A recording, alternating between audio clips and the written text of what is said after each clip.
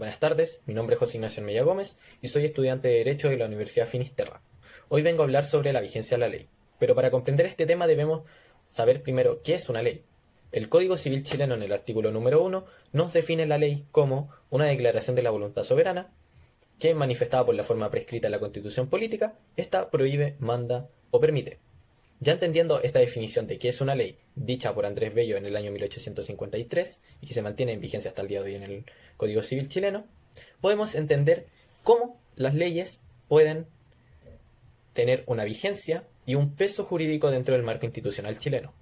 Pero para esto, una ley debe pasar por distintos procesos.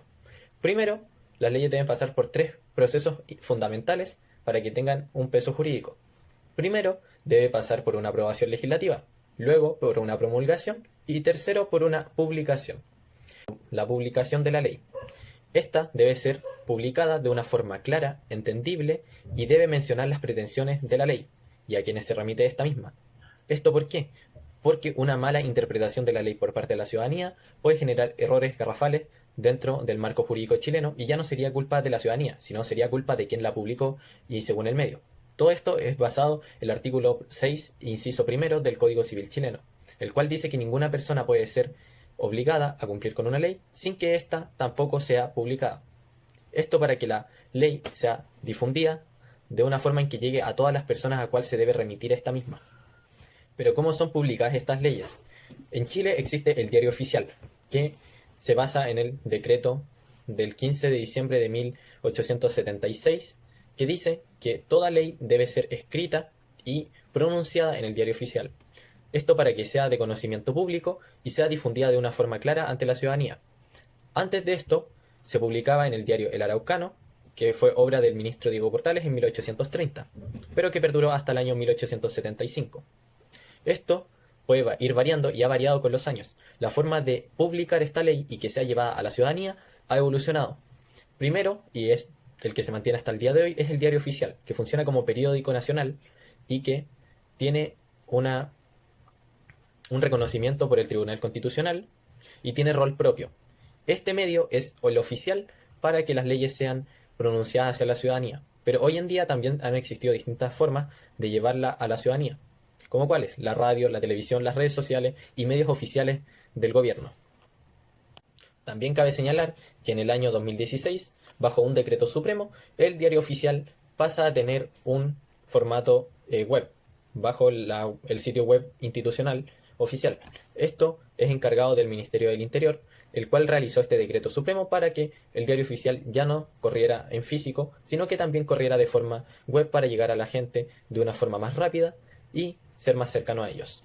Pero el artículo 6 de este decreto supremo dice que también el periódico en físico como también en web son oficiales, siempre y cuando estos contengan una firma electrónica de la persona quien lo remite y esté a cargo de la publicación de este.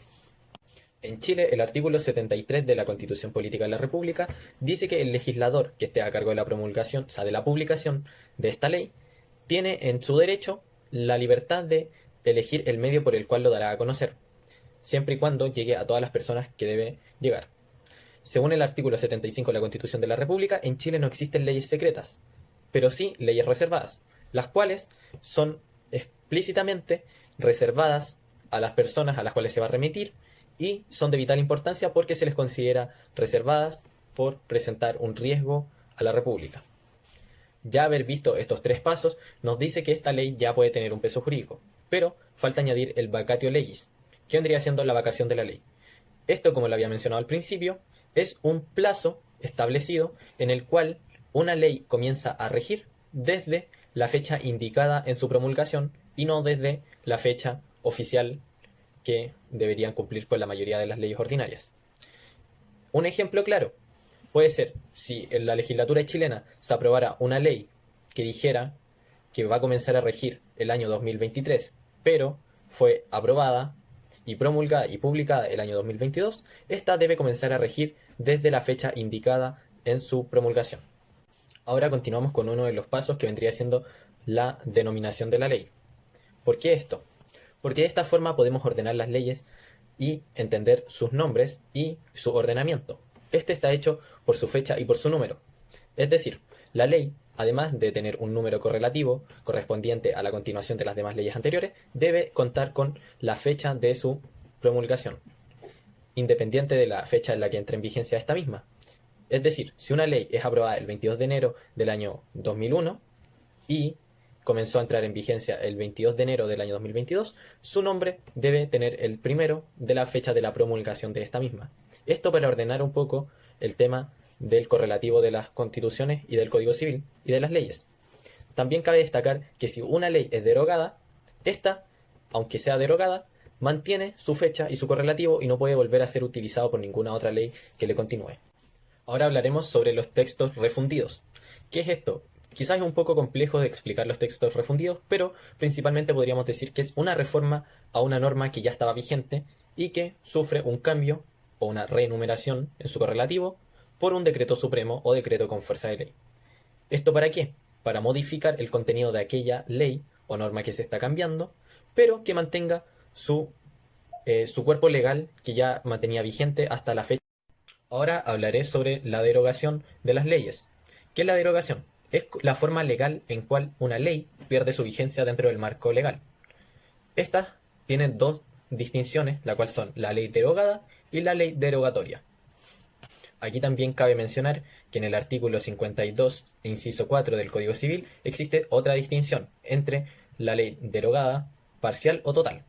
¿Qué es la parcial? Es cuando cierto contenido de la ley que es derogada pierde su vigencia, pero continúa esta ley con peso jurídico. Y cuando es total, es cuando esta ley es derogada totalmente y ya no mantiene ningún tipo de peso.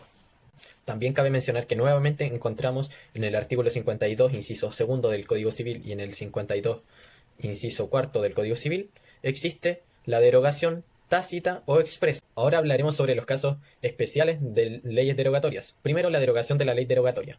¿Qué es esto? Suena complejo y confuso, pero un ejemplo claro es si la ley 1 deroga a la ley 2, aparece una tercera ley que deroga a la ley 1. ¿Qué sucede? Expresamente la ley 3 deroga a la 1 sin que la 2 se vea afectada, a menos que la nueva ley o ley tercera diga expresamente que deroga a la ley 2. Es decir, una ley derogatoria a otra debe decir expresamente que la ley a la cual se derogó puede continuar con su marco derogatorio que le precedía. Es confuso de entender, pero se puede comprender del ejemplo de la ley 1, ley 2 y ley 3. Ahora tenemos la derogación indirecta.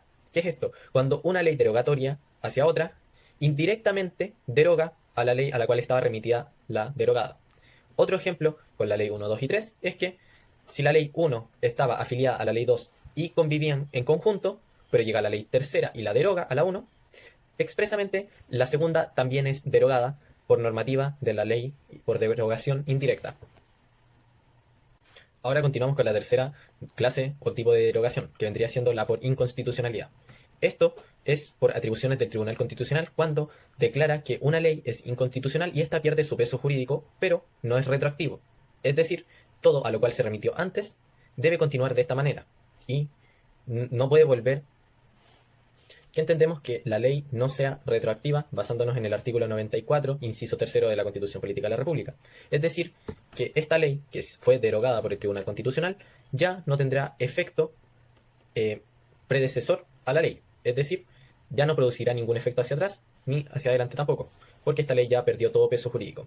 Ahora tenemos el cuarto tipo de derogación de ley, que es la derogación por una norma jerárquicamente superior.